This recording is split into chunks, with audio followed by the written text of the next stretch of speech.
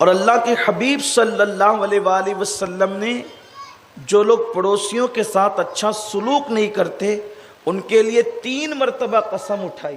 اللہ کے حبیب علیہ السلام فرماتے ہیں کہ اللہ کی قسم وہ مومن نہیں ہو سکتا۔ پھر کہتے اللہ کی قسم وہ مومن نہیں ہو سکتا۔ پھر کہتے اللہ کی قسم وہ مومن نہیں ہو سکتا۔ پھر پوچھا یا صحابہ نے یا رسول اللہ کون مومن نہیں ہو سکتا؟ 3 مرتبہ حضور قسم اٹھا کر کہیں، اللہ کے رسول علیہ السلام 3 مرتبہ قسم اٹھا کر کے کہے وہ مومن نہیں ہو سکتا، وہ مومن نہیں ہو سکتا، وہ مومن نہیں ہو سکتا۔ صحابہ نے پوچھا یا رسول اللہ کون مومن نہیں ہو سکتا؟ تو سرکار فرماتے ہیں جو شخص اپنے پڑوسیوں کو اپنے شر سے محفوظ نہ رکھے، یعنی جس کے شر سے اس کے پڑوسی محفوظ نہ رہیں، آقا فرماتے وہ مومن نہیں ہو سکتا۔ اب آپ نمازیں پڑھتے رہیے، تہجد پڑھتے رہیے، روزے رکھتے رہیے، داڑھی رکھتے رہیے، سر پہ ٹوپیاں پہنتے رہیے، مسجدیں بناتے رہیے، مدرسے بناتے رہیے، آپ کو جو کرنا ہے کرتے رہیے، لیکن اللہ کے حبیب تو 3 بار قسم اٹھا کر کہہ رہے ہیں کہ وہ مومن نہیں ہو سکتا۔ اب حضور جس کو کہیں کہ وہ مومن نہیں ہو سکتا، اب آپ مجھے بتائیں اس کو مومن ہونے کا سرٹیفکیٹ کون دے سکتا ہے؟ ایک نہیں 1000 مسجد بنا لے جس کے لیے حضور کہہ دے کہ وہ مومن نہیں ہے۔ پھر دوسرے مقام پر میرے آقا فرماتے ہیں کہ وہ جنت میں داخل نہیں ہو سکتا۔ آقا فرماتے ہیں وہ جنت میں داخل نہیں ہو سکتا جس کے پڑوسی اس کے شر سے محفوظ نہ ہوں۔ اب آپ دیکھیے کہ اس سے کتنی سخت ترین تاکید آئی ہے۔ ہم بھی پڑوسیوں کے ساتھ رہتے ہیں اور آپ بھی پڑوسیوں کے ساتھ رہتے ہیں۔ میں سمجھتا ہوں کہ جس نبی کے کہنے پر ہم نے نماز کو فرض مانا، جس نبی کے کہنے پر ہم نے روزوں کو فرض مانا، جس نبی کے کہنے پر ہم نے حج کو فرض مانا، جس نبی کریم صلی اللہ علیہ وآلہ وسلم کے کہنے پر ہم نے زکوٰۃ کو صاحب نصاب پہ فرض مانا، جن کے کہنے پر ہم نے ساری بات مانی، اب وہ رسول تو 3 بار قسمیں اٹھا کر کے فرما رہے ہیں کہ وہ مومن نہیں ہو سکتا جس کے شر سے اس کا پڑوسی محفوظ نہ ہو۔ ہمارے شر سے ہمارا پڑوسی کتنا محفوظ ہے؟ تھوڑی دیر کے لیے غور کریں، آپ تھوڑی دیر کے لیے غور کریں کہ ہمارے شر سے ہمارا پڑوسی کتنا محفوظ ہے۔ اللہ کے رسول صلی اللہ علیہ وآلہ وسلم فرماتے ہیں کہ جس کو اچھا پڑوسی ملے، جس کو اچھی سواری ملے، اور جس کو اللہ کے حبیب صلی اللہ علیہ وآلہ وسلم کے فرمان کا مفہوم ہے جس کو وطن میں روزی ملے، گویا کہ اللہ نے اس کو بہت بڑی نعمت عطا فرما دی۔ وطن میں روزی، اچھا پڑوسی اور اچھی سواری، اور ایک مقام پر فرمایا اچھا مکان، اچھا پڑوسی اور اچھی سواری، جس کو یہ ملا اللہ نے اس کو بہت بڑی نعمت عطا فرما دی۔ اس کا مطلب یہ ہے کہ کتنی بڑی چیز ہے اچھا پڑوسی۔ ایک مرتبہ حضرت سعید ابن العاص رضی اللہ تعالی عنہ کا پڑوسی پریشان ہوا، اور پریشان ہو کر اس نے سوچا کہ میں اپنا مکان بیچ دوں گا، میں اپنا مکان فروخت کر دوں گا۔ ایسے میں ایک شخص مکان خریدنے کے لیے آیا تو اس نے کہا کہ مکان کی قیمت تو 1 لاکھ روپیہ ہوئی، لیکن سعید ابن العاص کے پڑوس کی قیمت تم کیا لگاؤ گے؟ اس لیے کہ مکان تو ہر جگہ ملے گا لیکن سعید ابن العاص جیسا پڑوسی کہاں ملے گا، اس لیے اس کی قیمت کتنی لگاؤ گے؟ جب یہ بات حضرت سعید ابن العاص کے پاس بات پہنچی کہ میرا پڑوسی پریشان ہے اور پریشان ہو کر کے وہ مکان بیچ کر کے جا رہا ہے، تو حضرت سعید ابن العاص نے فرمایا تمہیں 1 لاکھ کی ضرورت ہے، 1 لاکھ میری طرف سے میں تم کو تحفہ دیتا ہوں، لیکن تم بیچ کر کے مت جاؤ۔ میرے پیارے آقا صلی اللہ علیہ وسلم کے پیارے دیوانوں، دیکھو اللہ کے رسول صلی اللہ علیہ وآلہ وسلم نے جن صحابہ کی تربیت کی تھی انہوں نے پڑوسی کا کتنا خیال کیا۔ آئیے دیکھتے ہیں کہ پڑوسیوں کے حقوق کیا ہیں۔ اللہ کے حبیب مصطفیٰ جان رحمت صلی اللہ علیہ وآلہ وسلم فرماتے ہیں پڑوسی کا حق یہ ہے کہ اگر وہ بیمار پڑ جائے تو اس کی عیادت کے لیے جاؤ۔ پہلی بات تو ہمارا حال یہ ہے کہ پڑوسی سے اپنی جمتی نہیں. اکثر لوگوں کی سب سے زیادہ جھگڑا اگر کسی کے ساتھ ہوتا ہے تو پڑوسیوں کے ساتھ ہوتا ہے. بلکہ پڑوسیوں کے ساتھ جھگڑا ہوتا ہے تو پولیس اسٹیشن تک کے کمپلین جاتی ہے. اور بات کتنی تھی تو کہا کہ اس کا بچہ میرے آنگن میں کھیلتے ہوئے آ گیا. یعنی کہ اتنی چھوٹی سی بات پر بھی ہم کیس کرتے ہیں ایک دوسرے پر. حالانکہ یہ کیس کرنے کی بات ہی نہ تھی. اس میں نقصان کس کا ہے؟ آپ کے وقت کا نقصان ہے, آپ کے پیسے کا نقصان ہے, آپ کی عزت کا نقصان ہے. فرمایا میرے آقا صلی اللہ علیہ وسلم نے کہ پڑوسیوں کے ساتھ اگر اچھا سلوک کرو تو بھی اجر زیادہ ہے, اور پڑوسیوں کو نقصان پہنچاؤ تو بھی گناہ زیادہ ہے. سرکار علیہ السلام فرماتے ہیں جس نے پڑوسی کے گھر سے چوری کی اس کو 10 چوری کے برابر گناہ ملتا ہے. جس نے پڑوسی کی عورت پر بد نظری کی اس کو 10 درجہ, یعنی کہ کہیں اور بد نظری کرے گا تو اس سے 10 پٹ زیادہ گناہ اس کو یہاں ملے گا, اس لیے کہ پڑوس میں رہنے والے کے حقوق زیادہ ہیں. تو اللہ کے حبیب صلی اللہ علیہ وآلہ وسلم فرماتے ہیں پڑوسی بیمار پڑے تو اس کی عیادت کرو, یعنی اس کو دیکھنے کے لیے جاؤ. اب بیماری کتنی, یعنی کہ اگر اس کو بخار آ گیا تو اس کی مزاج پرسی کریں آپ کہ کیسے ہو, کیا تکلیف ہے آپ کو. یہ پڑوسی کا حق ہے, اور اگر پڑوسی کا حق ہم نے ادا نہ کیا تو قیامت کے دن اللہ کی بارگاہ میں پکڑ ہوگی, رب کی بارگاہ میں سوال ہوگا. اس سے بڑی بات کیا ہے؟ میں تو کہتا ہوں کہ ایمان والوں کے کلیجے کانپ جانا چاہیے 3 مرتبہ قسم اٹھا کر جس کو میرے آقا فرمایا کہ وہ مومن نہیں ہے. یہاں تو بڑی سے بڑی قربانی دینے کے لیے ہمیں تیار ہو جانا چاہیے, اس لیے کہ اللہ کے رسول علیہ السلام جس کو مومن نہ کہیں اس کی کیفیت کیا ہو. حالانکہ اس کی تعویل کی ہمارے بزرگوں نے, محدثین نے, کہ وہ کامل مومن نہیں ہے, وہ کامل مومن نہیں ہے. لیکن بہرحال حضور تو کہہ رہے ہیں نا کہ وہ مومن نہیں ہے. چلیں اگر حضور کے فرمان کا یہ مفہوم بھی ہے اور ہے کہ وہ کامل مومن نہیں ہے تو نقصان تو بہرحال ہے کہ اللہ کے رسول جس کو کامل مومن نہ کہیں تو یہ بہت بڑا نقصان ہے پڑوسیوں کے ساتھ لڑائی جھگڑا کرنے کا. تو آقا فرماتے ہیں بیمار پڑے تو اس کی عیادت کرو. پھر فرماتے ہیں اس کا انتقال ہو جائے تو اس کے جنازے میں شرکت کرو. پھر فرماتے ہیں اللہ اکبر کہ اگر اس کو قرض کی ضرورت ہو تو اس کو قرض دو. اگر وہ قرض مانگنے کے لیے آئے تو اس کو قرض دو. نہ بیمار پڑنے پہ ہم عیادت کرتے ہیں ایک دوسرے کی, بلکہ اگر پڑوسی بیمار پڑ جائے تو لوگ کہتے ہیں اچھا وہ مر رہا ہے سالہ, بہت مسائل کرتا تھا, یہ کر رہا ہے وہ کر رہا ہے, یعنی اس کو مزید تانے دیتے ہیں. یہ کیفیت ہوتی ہے. میرے پیارے آقا صلی اللہ علیہ وسلم کے پیارے دیوانوں, عورتیں کہتی ہیں کہ اس کے کرتوت وہ بھگت رہی ہے, بیمار پڑی تو اس کے کرتوت بھگت رہی ہے. یاد رکھنا کسی مصیبت زدہ کو مصیبت میں دیکھ کر اس کو تانا دینے والے کے لیے فرشتہ کہتا ہے اے کسی مسلمان کو مصیبت میں دیکھ کر تانا دینے والے اور خوش ہونے والے, اب اس کے لیے تو تیار ہو جا کہ اللہ تبارک و تعالی اس کی مصیبت کو دور کر دے گا اور اس مصیبت میں تجھے مبتلا فرما دے گا. اس لیے کسی کو مصیبت میں دیکھ کر تانا مت دو, کسی کو مصیبت میں دیکھ کر کے خوش مت ہونا, کسی کو مصیبت میں دیکھ کر کے خوشیاں مت منانا, ورنہ اس مصیبت میں تمہیں گرفتار کر دیا جائے گا.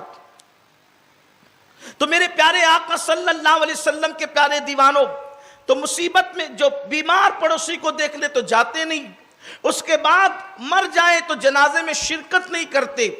اور آج کل تو جنازے میں شرکت کا حال یہ ہے کہ ہر آدمی مصروف, اتنا جھوٹ بولتا ہے آج کا مسلمان اللہ ماشاءاللہ کہ میں بہت بیزی ہوں, میں بہت بیزی ہوں. جو جتنا کہتا بیزی وہ اتنا رکامہ ہے, اتنا زیادہ وہ فری ہے. کہے کہ بیزی ہو, کہے کہ مصروف ہو, گٹر کے پاس بیٹھ کر گیم کھیلتے ہو, تمہاری مصروفیت یہ ہے. گٹروں کے پاس بیٹھ کر کے لڑکیوں سے فون پہ باتیں کرتے ہو, تمہاری مصروفیت یہ. حرام کام کرنے میں مصروف ہو, کہتے ہیں مصروف ہے. اسی لیے آئے تھے دنیا میں آنے کا مقصد یہی تھا کہ زنا کے پلان بنائیں گے, گٹروں پاس بیٹھ کر کے گیم کھیلیں گے, کوڑیاں کھیلیں گے, تاش کے پتے کھیلیں گے, غیبتیں کریں گے, چگلیاں کریں گے. جنازے میں جانے کی فرصت نہیں ہے, گناہوں میں ڈوبے ہوئے ہیں. ارے تم کسی کے جنازے میں نہیں جاؤ گے تو تمہارے جنازے میں کون آئے گا؟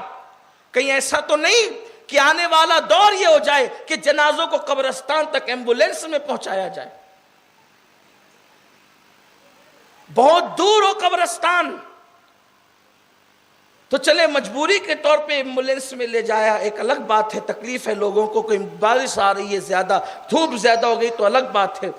हमारे यहाँ कब्रिस्तान इतने दूर नहीं है कि एम्बुलेंस में जनाजे जाएं। इस इलाके वालों का कब्रिस्तान आयशा नगर है, बहुत दूर नहीं है। उधर वालों का कब्रिस्तान बड़ा कब्रिस्तान है, उधर छोटा कब्रिस्तान है। कई कब्रिस्तान अल्हम्दुलिल्लाह हमारे शहर में मौजूद है। लेकिन यही सूरत हाल, बाइक पे कब्रिस्तान जाने की ये रस्म बद, बिना उज़्र शरई रस्म बद, अगर यही रिवाज दे दी गई तो एक वक्त ऐसा आएगा कि लोग मुर्दे कंधों से महरूम हो जाएंगे। इसको मैंने बार बार अपनी तकरीरों में कहा, उज़्र है तो कोई बात नहीं है, लेकिन जनाजे के साथ चलो, इसलिए कि एम्बुलेंस में, गाड़ियों में जो जनाजा जा रहा है, बहरहाल वो मोमिनों के कंधों से महरूम हो रहा है।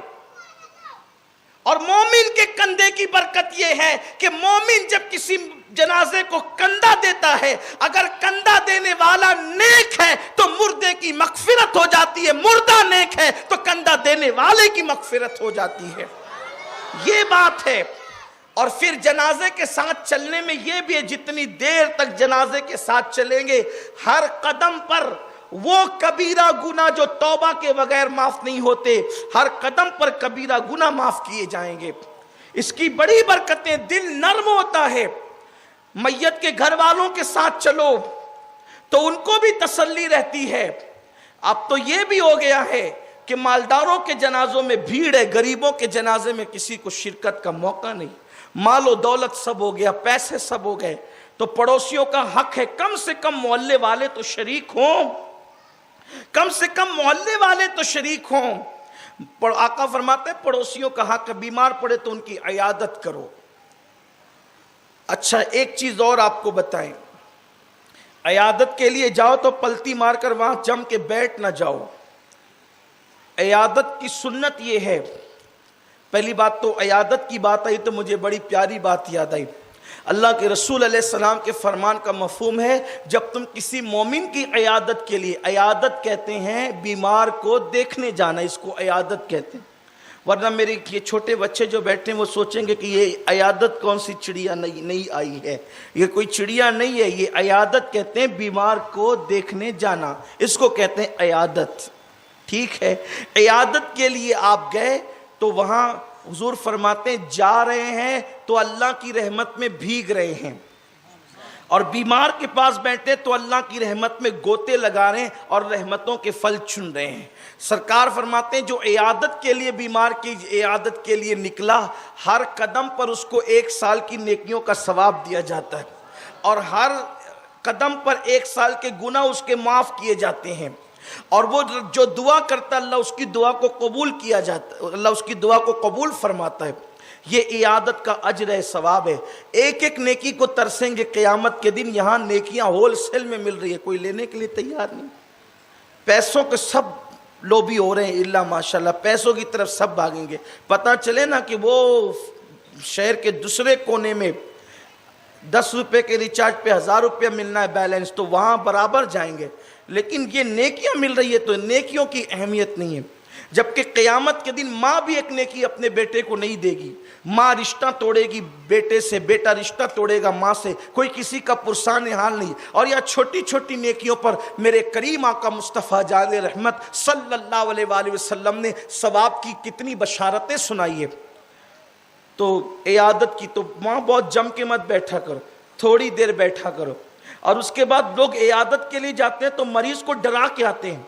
खास तौर पे औरतें किसी मरीज के पास जाएगी, पहली बात तो जम जमा के बैठ जाएगी, अल्लाह का होगा तुके, और उसके हंसने की बात नहीं है, अरे ये मर्ज में तो लोग मर जाते हैं। अब वो बेचारी जो आधी दूधी बीमार थी वो गई, उसका तो काम ही तमाम हो गया। यानी कि मर्ज से उसको जो तकलीफ नहीं होनी थी, इनके डराने से उसको नुकसान हो गया। कोई खातून है, उसके बच्चे की विलादत का वक्त करीब है, वहां जाकर के बैठेंगे, बोलेंगे अरे वो फलानी की बहू डिलीवरी में इंतकाल कर गई, वो फलानी की बेटी इंतकाल कर गई। अब ये बेचारी उस मंजिल से गुजरने वाली है, इसको डरा डरा करके उस मंजिल, यानी कि ये آئی دیکھنے کے لیے نہیں ہے, تسلی دینے کے لیے نہیں, بلکہ اس کے اندر دہشت پیدا کرنے کے لیے آئی ہے. یہ جائز نہیں ہے, بلکہ عیادت کا طریقہ یہ ہے کہ کوئی کتنا بھی سیریس ہو, کتنا بھی بیمار ہو, اللہ کے رسول فرماتے اس کے پاس جاؤ, اس کی پیشانی پہ ہاتھ رکھ کے کہو انشاءاللہ تم اچھے ہو جاؤ گے. یہ کوئی بڑا مرض نہیں ہے, کوئی تکلیف کی بات نہیں ہے, یہ تم اچھے ہو جاؤ گے, تمہاری بیماری دور ہو جائے گی, اللہ تمہیں جلدی سے شفا دے گا. حضور فرماتے ہیں کہ کم سے کم اس بیمار کا دل تو بڑا ہو جائے گا اور تمہاری حوصلہ افزائی سے اس کو خوشی تو ہو جائے گی. البتہ یہ تمہارے تسلی آمیز جملے اس کی تقدیر کو ٹال نہیں سکتے, مگر کم از کم جو ہے اتنی دیر کے لیے اس کو خوشی تو مل جائے گی. اس لیے یاد رکھو, بیمار کے پاس جاؤ تو اس کو تسلی دے کے آؤ, اس کو ڈرا کے مت آؤ, اس کو پریشان کر کے مت آؤ, بلکہ اس کو تسلیاں دے کر کے آؤ, اس کو ہمت دے کر آؤ, حوصلہ دے کر آؤ. پھر اس سے پوچھو اگر آپ کو کچھ یاد آتا ہو, یعنی کوئی کھانے کی خواہش ہو تو بتاؤ, تاکہ ہم تمہارے لیے کچھ کھلانے کا انتظام کریں. اور ڈاکٹر نے اس کو اگر وہ چیز پرہیز کے طور پہ نہ بتائی ہو تو اس کو کھلایا جائے بیٹھ کر کے, اس میں بڑا ثواب ہے, مغفرت کی بشارت ہے. اور جلدی سے اٹھ کے نکل جاؤ, اس لیے کہ جتنی دیر تک تم بات کر کے بیٹھو گے کہیں ایسا نہ ہو کہ وہ اس کو لیٹنے کی حاجت ہوگی, سونے کی حاجت ہوگی, بیمار ہے بیٹھ نہیں سکے گا تو آپ کے لیے تکلف کرے گا. اس لیے جلدی سے, ہاں اگرچہ بیمار آپ سے پیار کرتے ہیں, بولے نہیں تھوڑی دیر اور بیٹھو تو پھر بات الگ ہے, لیکن وہاں سے جلدی سے نکل جایا کرو بیمار کے لیے. اور پھر چونکہ یہ ہے عیادت, تو عیادت عید عود, یعنی کہ اس کو بیمار کے دیکھنے کو عیادت اس لیے کہتے ہیں کہ پلٹ پلٹ کر جاؤ, یعنی بار بار. عید کو عید اس لیے کہتے ہیں کہ وہ پلٹ پلٹ کر آتی ہے. عود کرنا اس لیے کہتے ہیں کہ وہ پلٹ کر گیا, بخار عود کر آیا تو یعنی کہ پلٹ کر آیا. تو اسی طرح سے عیادت ہے, یعنی بار بار جاؤ رشتہ داروں کو, پڑوسیوں کو دیکھنے کے لیے, اگر وہ تنگ نہ آتے ہوں آپ سے تو اس کی عیادت کے لیے جاؤ. انتقال ہو جائے تو جنازے میں جاؤ. اس کو ضرورت ہے قرضے کی, پریشان ہے تو قرضہ دو, پڑوسی کو قرضہ دے دیا کرو. جب تک ہم ایک دوسرے کو قرض دیتے تھے, پڑوسی کو خاص طور پہ, تو سود سے لوگوں کو پیسے لینے کی نوبت نہیں آتی تھی. جب سے مسلمانوں نے قرض دینا بند کر دیا ہے ایک دوسرے کو, تو تب سے مسلمان پریشان ہو گئے. اپنے پڑوسی کو قرض دیا کرو, اس کی بڑی فضیلت ہے, اس کی بڑی برکت ہے. بلکہ حدیث پاک میں آتا ہے کہ صدقہ دینے پر وہ ثواب نہیں ملتا جو قرضہ دینے پہ ثواب ملتا ہے. بلکہ اگر مثال کے طور پہ آپ نے کسی مسلمان کو 500 روپے قرضہ دے دیا, تو جب تک کہ وہ پلٹ کر وہ آپ کو پلٹائے گا نہیں, واپس نہیں دے گا, روزانہ اتنی رقم اللہ آپ کو صدقہ دینے کا ثواب عطا فرمائے گا. اس لیے ایک دوسرے کو قرضہ دیا کرو, قرض دینے کی عادت ڈالو, اس کی بڑی برکتیں. اور خاص طور پہ پڑوسی کو قرض دیا کرو. پھر میرے آقا علیہ السلام فرماتے ہیں, چوتھی چیز, اپنی ہانڈی سے, اپنی ہانڈی کی خوشبو سے اپنے پڑوسی کو تکلیف مت پہنچاؤ. بہت خاص بات. اب یہاں میں آپ کی اور میری ماؤں اور بہنوں کی توجہ چاہتا ہوں. اللہ کے رسول کیا فرما رہے ہیں؟ اپنی ہانڈی کی خوشبو سے اپنے پڑوسی کو تکلیف مت پہنچاؤ. مطلب کیا؟ یعنی کہ اگر تم ایسا کھانا پکا رہے ہو کہ جس کھانے میں خوشبو آ رہی ہو, جیسے خوشبودار کھانے ہمارے یہاں پکتے ہیں, کبھی جو وہ پلاؤ ہے, بریانی ہے, دالچا ہے, اور اس طریقے کے کھانے ہیں جو گرم مسالے کی خوشبو اٹھتی ہے, تو اللہ کے رسول علیہ السلام فرماتے ہیں وہ خوشبو سے اپنے پڑوسی کو تکلیف مت پہنچاؤ. مطلب کیا کہ آپ کے گھر میں مہمان آئے یا نہیں بھی آئے, تو آپ نے اچھی کوالٹی کا کھانا پکایا, تو اس کی خوشبو محلے میں اٹھی, تو سرکار علیہ السلام فرماتے ہیں اب تھوڑا سا وہ کھانا جس کی خوشبو اٹھی تھی محلے میں اپنے پڑوسی کو بھیجو. اس لیے کہ کہیں ایسا نہ ہو کہ آپ کا پڑوسی پریشان ہو, تنگ دست ہو, غریب ہو, اور اس کے یہاں اتنے اچھے کھانے نہیں پکتے, تو اس خوشبو کی وجہ سے اس کا دل دکھے، اس کو اپنی غربت کا احساس ہو کہ کاش میرے پاس بھی دولت ہوتی تو میرے پاس بھی اچھا کھانا پکتا، میرے پاس بھی مال ہوتا، میں تنگ دست نہ ہوتا تو میرے گھر میں بھی اچھا کھانا پکتا۔ تو اللہ کے رسول علیہ السلام فرماتے ہیں کہ اپنے پڑوسی کو اپنے کھانے کی خوشبو سے، اپنی ہانڈی کی خوشبو سے تکلیف مت پہنچاؤ۔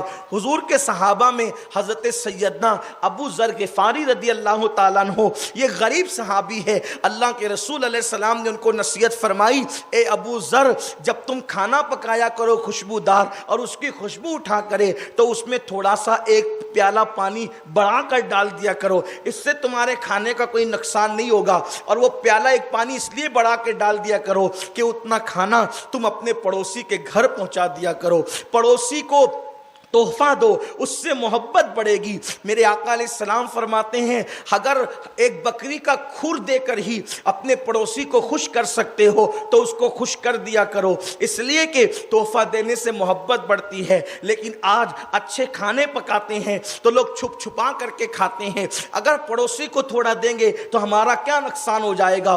میں اپنے بچپن میں دیکھا کرتا تھا کہ جب بھی گھروں میں کھانے پکتے تھے تو باضابطہ طور پر کھانوں سے کھانوں کا تبادلہ ہوتا تھا۔ کبھی ایسا ہوا کہ بازو کے گھر میں دال بنی ہوئی ہے اور اپنے گھر میں اچھا کھانا بنا ہوا ہے اور ہم اپنے گھر کا کھانا وہاں لے کر کے گئے اور پھر مائیں بچوں کے ذریعے سے کھانا بھجواتی تھی۔ اب مجھے سمجھ میں آتا ہے کہ یہ بھی تربیت کا ایک حصہ تھا، وہ خود جا کر نہیں دیتی تھی بلکہ بچوں کے ذریعے سے بھجواتی تھی تاکہ بچوں کو یہ فکر ملے کہ اچھا کھانا پکے تو اپنے گھر کا کھانا پڑوسیوں کو بھیجنا چاہیے۔ لیکن وارے پڑوسی غریب ہو یا امیر ہو، جب ان کے گھر میں وہ اچھا کھانا پہنچتا تھا اور پھر کہا جاتا تھا کہ میری امی نے ایک پلیٹ واپس منگائی ہے تو کہنا بیٹا جاؤ بعد میں دیں گے۔ یہ بعد میں دینے کا فلسفہ مجھے کبھی سمجھ میں نہیں آتا تھا، لیکن بہت اللہ اکبر جب ہوش سنبھالا تب پتا چلا کیوں بعد میں دیں گے؟ کیا آپ کے گھر میں برتنوں کی کمی ہے؟ کیوں بعد میں دیں گے؟